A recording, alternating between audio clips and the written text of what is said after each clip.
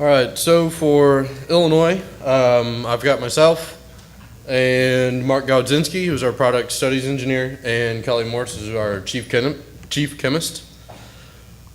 As far as how pavement preservation is kind of tied into our pavement metrics, IDOT'S always been a worst first state, and we're slowly making that transition into an asset management type of mindset and business practice. Previously, we were doing about $7.5 million a year in pavement preservation that was set aside for preservation.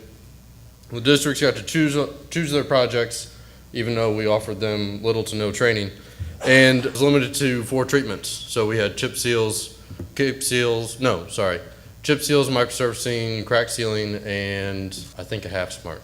As you can see, based on our internal metrics, this practice was severely deteriorating our network.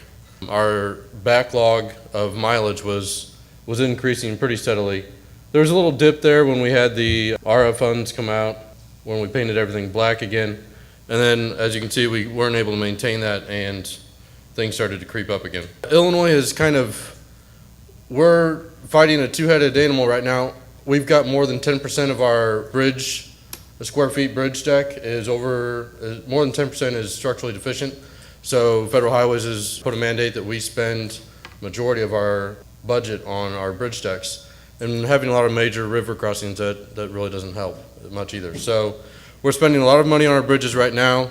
Our performance targets are reflecting that for our 2-year and 4-year. We're basically holding steady at like 65% good on the interstates. We're projecting, we basically set it at 4.9 for the poor, just so that way we can stay below the 5% limit for the federal requirements. So with the help of AppTech in developing our TAMP, we ran our performance gap on what our current policies would give us. And as you can see, as you go out to the 10 years for the TAMP, we've got a pretty sizable performance gap. So that being said, pavement preservation is going to play a major role in us maintaining and trying to close that gap. Going forward, we've changed from what we consider backlog to a desired state of acceptable condition. We set our internal rating system as a CRS, ranging from a 9 to a 0, 9 being a brand new perfect roadway, and once you get to a 4.5 is a poor. We need 90% of our interstates and NHS in the fair category, and 75% of our marked mileage that is not on the NHS needs to be in the fair category as well, and our unmarked mileage only 50%. So we're planning on using pavement preservation as a way to maintain these. In FY19, we mandated the districts had to use 5% of their unrestricted funds for preservation, that being both bridge and pavement preservation. That being said, we've got programmed about $50 million in FY19 towards preservation. We do not have an approved preservation plan with our Federal Highway Division Office, so one of the requirements that the Division Office has put on us is that all of our projects need to go through a committee of experts in order to be approved for federal funding and to be considered preservation. We have 6 central office employees that are kind of deemed as preservation experts, as well as our member from our Federal Division Office that approve these projects and put them forward. We have made the agreement that all of our projects that run through that committee are now federally eligible. We are hoping that we will get more competition as far as pavement preservation contractors go. I've been told that we are pursuing a gas tax increase in Illinois, and if that happens, the percent of the district's unrestricted funds that we'll be using for preservation will be increasing. Illinois' goal, I think, is to get to around 20% of their unrestricted funds, which would be obviously about 4 times the $50 million that we spent in 2019. Moving that forward, this is how we're kind of revamping things with our decision trees and moving towards the pavement preservation mindset. Basically anything from a CRS of 7.5 all the way down to a 5.0 or 5.5, depending on the functional class, will be targeted towards pavement preservation.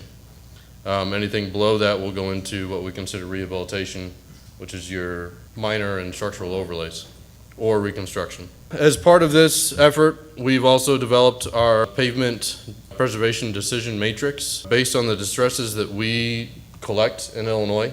You go through the decision matrix, highlight what you have present on that project, and then go back through out to the left to determine the appropriate treatment for that project. That's where we've got going on right now. Nothing really new and exciting in Illinois. We've been doing a lot of centerline micros, so especially on the interstate system. You'll see a nice black stripe about 18 inches to 2 feet wide, then with our pavement markings on top, basically to seal up our poorly constructed longitudinal joints. Any questions? The centerline micro, the question was how is it working? Generally, we are seeing probably 5 to 7 years on it if they apply it at the appropriate time. Some of the districts wait till we've got a nice wide gap there and it's a last ditch treatment to hold the entire pavement together. Those are getting probably 3 to 5 years, but if they apply it at the appropriate time, which we've been constantly harping on them to get it applied earlier, it's performing really well. I think it gives a good distinction as far as the safety aspect. It really helps identify the lane lines and helps keep traffic in those areas. The one thing we've kind of noticed is that there is a potential for, if you've got multiple lanes, you can kind of entrap some water between the lanes just with that little bit of added thickness. It's got to be a massive rain event to make that happen.